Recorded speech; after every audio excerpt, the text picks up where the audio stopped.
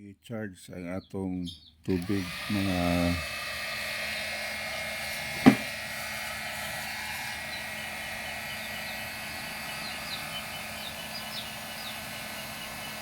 na mag-charge, no?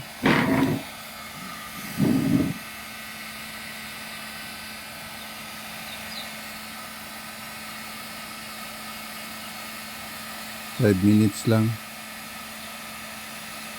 Charge water na ni.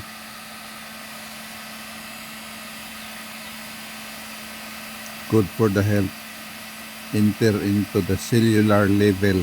Iniinom na to kay mo kuan siya mo pino og maayo ang molecule sa tubig. Kanini siya dili ma bloweran sa Iteracare.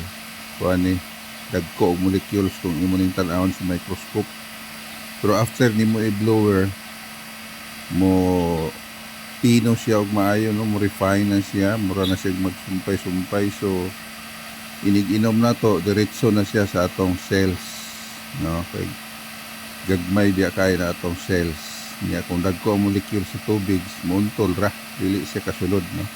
Pero kung mablowera na to at least 3 to 5 minutes ang usa ka pitcher, mahimo na siya nga charged water. So inig-inom na to, diretso dako na ang benepisyo sa atong health. Ang na-charge na to, dili lang pwede ang plastic, no? Stainless or glass, parehasan na ni mag-charge 3 to 5 minutes every pitcher. Anak mga kaitera, gamito na to ang ato ang mga gadget para sa atong health. Health is wealth.